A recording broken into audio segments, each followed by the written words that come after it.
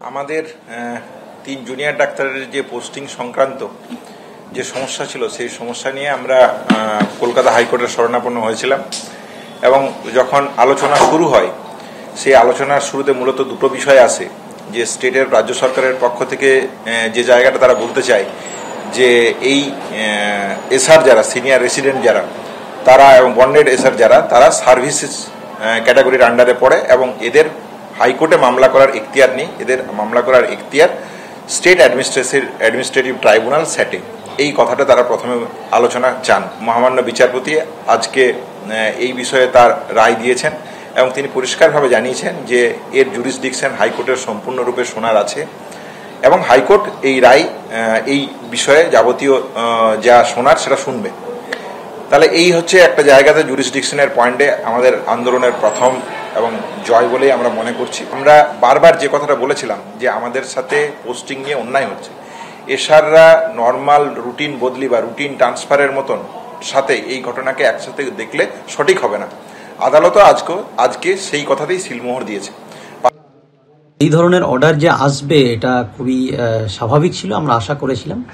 দেখুন, 1600 জনের মধ্যে 3 জনকে তাদের মেরিট বহির্ভূত জায়গাতে ট্রান্সফার করার যে প্ল্যানিং, এটা যে এক ধরনের চক্রান্ত, এটা বুঝতে বাংলার মানুষের বা সাধারণ মানুষের বুঝতে বাকি নেই। কিন্তু যেটা এর থেকে বেশি বড় চক্রান্ত, যেটা আজকে আমি বলতে চলেছি, যে হাইকোর্টের অন্দরমহলে কলকাতার রাজ্য সরকারের সবচেয়ে বড় আইনজীবী যারা অ্যাডভোকেট জেনারেল, তাদেরকে দিয়ে এবং বড় বড় আইনজীবীকে দিয়ে এতদিন ধরে এটা প্রিভেন্ট করার চেষ্টা করেছিল যে হাইকোর্টে এই কেসটা শোনাই যাতে না হয়।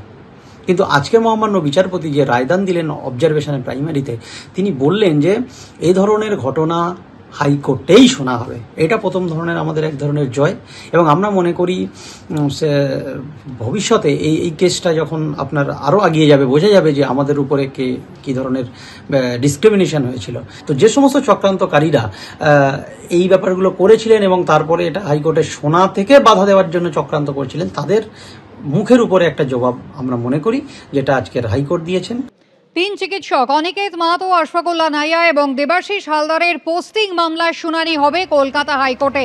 স্যাটে মামলা পাঠানোর যে আর্জি করেছিল রাজ্য সরকার, সেই আর্জি আজ খারিজ করে দিয়েছেন বিচারপতি বিশ্বজিৎ বসু। এ ধরনের অভিযোগের প্রেক্ষিতে কলকাতা হাইকোর্ট আগেও নিজের অবস্থান জানিয়েছে। রাজ্যকে এ ধরনের মামলায় আপত্তি জানানোর ক্ষেত্রে আরও সতর্ক হওয়া উচিত মন্তব্য করেছেন বিচারপতি বিশ্বজিৎ বসু।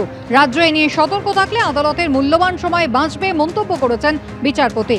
মামলার নিষ্পত্তি না হওয়া পর্যন্ত চিকিৎসক অনিকেত মাহাতোর বিরুদ্ধে কোনো কড়া পদক্ষেপ নয় নির্দেশ দিল আদালত। পোস্টিং বিতর্কে রাজ্যের সিদ্ধান্তকে চ্যালেঞ্জ করে হাইকোর্টের দ্বারস্থ হয়েছিলেন এই 3 চিকিৎসক।